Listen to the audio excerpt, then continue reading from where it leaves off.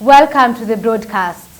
Authorities in Southwest State have foiled landmines planted on one of the main highways of the state. The target of planted landmine explosive is not clear, and the police have launched investigations into the incident that would have led to serious casualties since the road is mainly used by civilians and members of the armed forces. Authorities in the Southwest State have foiled landmines planted on one of the main highways of the state.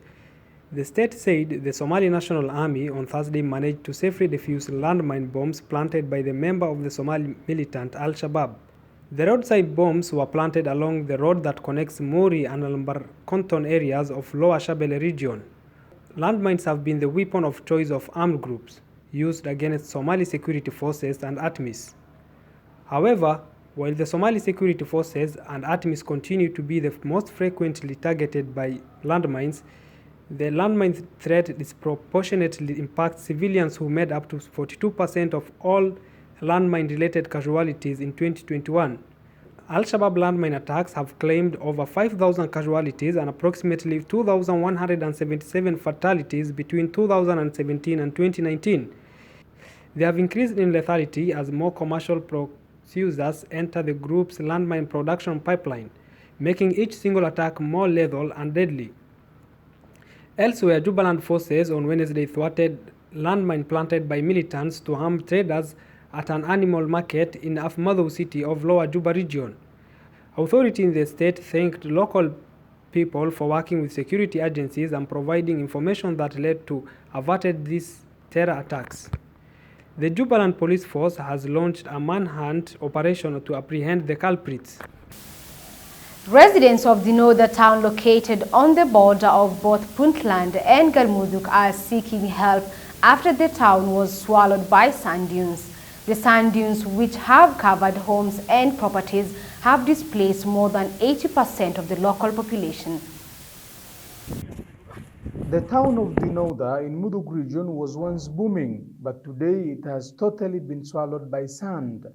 The town where 1,000 people called this desolate part of Somalia home now lies abandoned at the mercy of nature, a reminder of the adverse effect of climate change.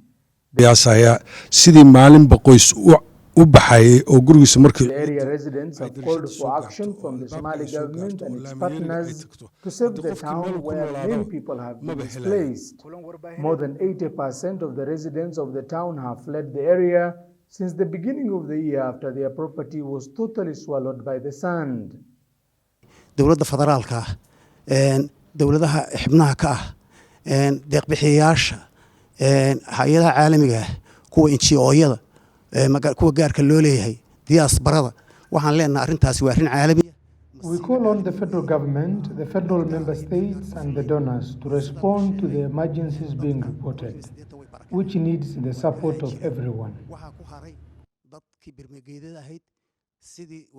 The village now serves as a playground for children who play hide and seek behind steep orange dunes, some of which tower above the height of the houses that once stood there. This matter must be addressed as soon as possible. It is Somali people who are displaced as a result of the climatic changes.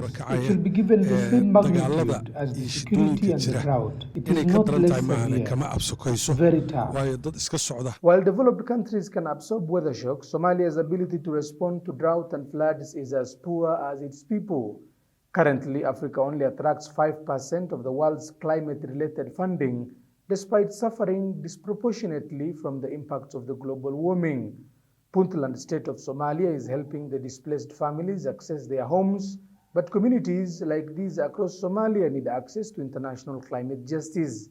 The town had been adversely affected by the last tsunami in Somalia, which residents predict was the beginning of their problems. Somalia is already grappling with intense food insecurity among its people after 4 consecutive failed rainy seasons. In the past, other natural disasters like the locust infestation and floods have been a challenge for the country. The Tigray People's Liberation Front (TPLF) has accepted an invitation from the leadership of the African Union for peace talks with the federal government of Ethiopia. The African Union (AU) is planning to host peace talks in South Africa starting on Sunday to try to end the civil war that has been raging in Ethiopia for almost 2 years. The TPLF has announced that it has accepted a peace proposal by the African Union. In a letter addressed to the African Union chairperson Moussa Faki Mahamat, Debretsion Gebremichael, the president of Tigray region, said the government of Tigray is ready to participate in the proposed peace talk in South Africa. However, Mr. Debretsion cited that his organization was not consulted about it and asked for clarification if there are other parties to be involved as mediators, observers, and grantors. He also asked what the role of the international community would be in the peace talk.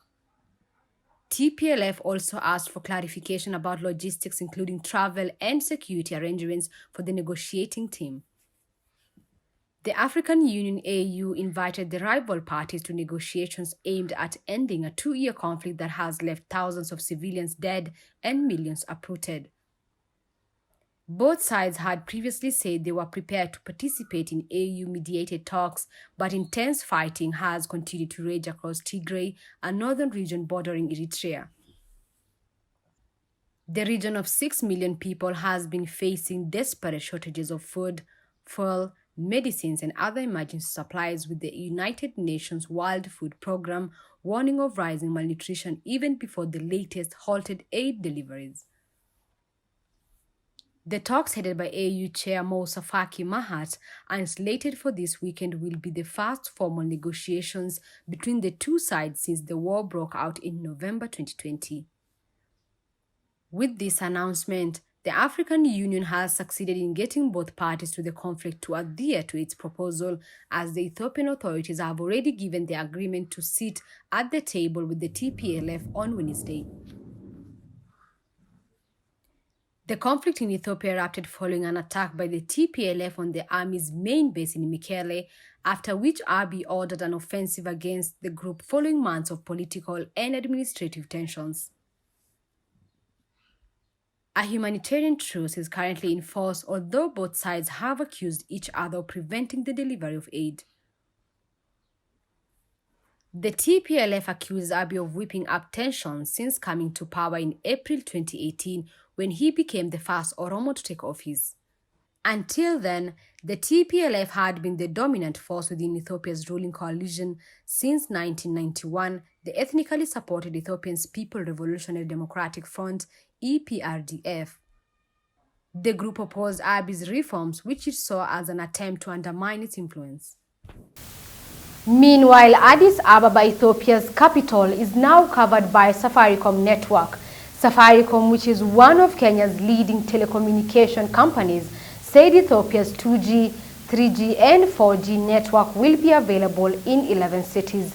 This is the first joint investment project to be realized under the strategic alliance agreed by Vodafone and Sumitomo in November 2020. Kenya's telecom giant Safaricom has launched its network in Ethiopia, becoming the first private operator in one of Africa's biggest markets. Safaricom switched on its network and services in the capital Addis Ababa following network pilots in 10 cities. Safaricom leads a consortium which includes South Africa's Vodacom and UK's Vodafone. Its entry into Ethiopian market came after Prime Minister Abiy Ahmed took power in 2018 with a promise to liberalize the economy. State-owned Ethio Telecom had until now monopolized the industry. The Ethiopian government launched Digital Ethiopia 2025 to help the country realize its digital potential and leverage technology to build a more prosperous city.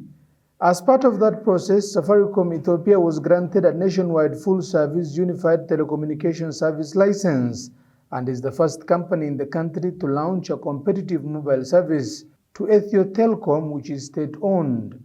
Safaricom Ethiopia's 2G, 3G and 4G mobile services are now available in 11 cities from today, including the capital and the country's second-largest city, Dire Dawa. The company plans to launch services in a total of 25 cities by April 2023 to meet the 25% population coverage obligation in its license. Safaricom Ethiopia is building a wholly owned mobile network and also has infrastructural sharing and interconnection agreement in place with Ethio Telecom. Safaricom Ethiopia's vision is to transform lives through a digital future for all Ethiopians, said a statement released by the company. Ethiopia is seen as a lucrative market with a population of around 110 million, the biggest in Africa after Nigeria. Kenya's President William Ruto is in Addis Ababa for the official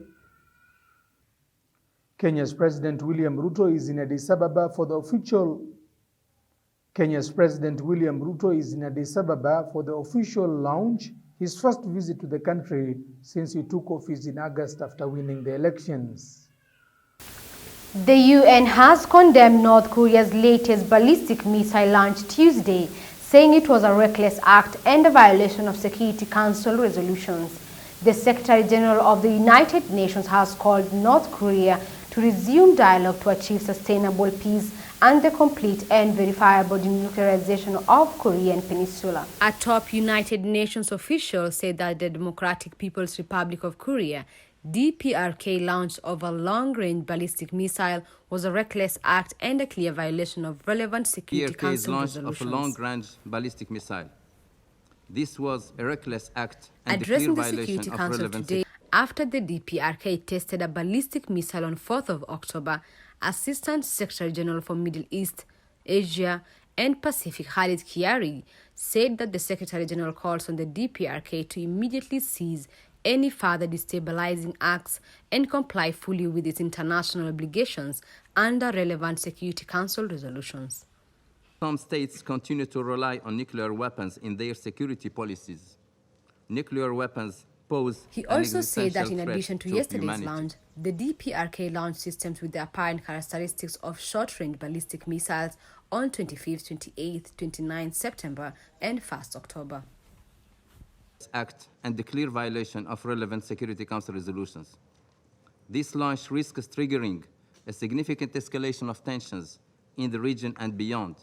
It is of serious concern that the DPRK has again disregarded any consideration for international flights or maritime. While some states continue to rely on nuclear weapons in their security policies, nuclear weapons pose an existential threat to humanity.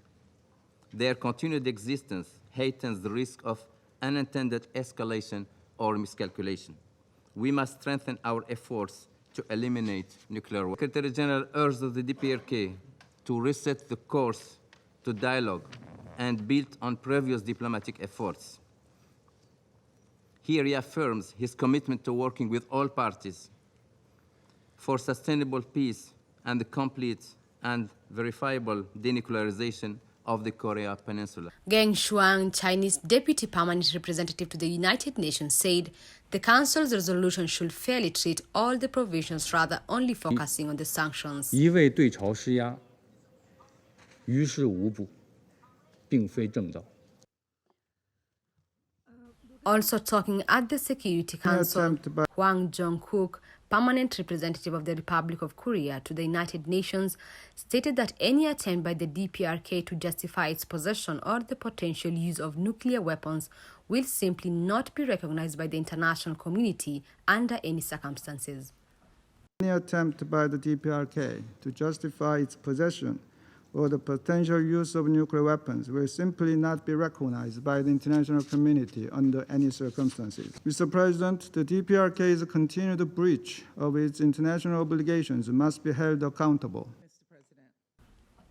Ishikane Kimihiro, Permanent Representative of Japan to the United Nations, said we must not allow the current situation to become the new normal. Mr. President, this Council shall recall that it unanimously adopted Security Council Resolution 2329 in 2017. That decision needs to be respected. This Council should be mindful that it is being tested and that its credibility is at stake. At a stakeout following the Security Council, Linda Thomas-Greenfield, U.S. Permanent Representative to the United Nations, delivered a joint statement on behalf of Albania, Brazil, France, India, Ireland, Japan, Norway, the Republic of Korea, the United Arab Emirates, the United Kingdom, and the United States. The United States and those who have joined me at the podium today remain committed to diplomacy and continue to call on the DPRK to return to dialogue. But we will not stay silent as the DPRK works to undermine the global non-proliferation regime and threaten the international community. We also recall the Council's decision in Resolution 2397, referring to further significant measures. We call on member states to fully implement the relevant Security Council resolutions. Let us reaffirm that full implementation of the 1718 committee mandate is necessary to effectively slow down and restrict the DPRK's weapons advancements. Pyongyang's fifth missile launch in 1 week has drawn widespread international condemnation. The latest launch, the first in 5 years crossing above Japan, prompted the Japanese government to issue warnings for residents to take shelter. And those are some of our top stories for this hour. This is Dalsan TV English broadcast with me, Hibak Ahmed. Till we meet again, enjoy the rest of your viewing.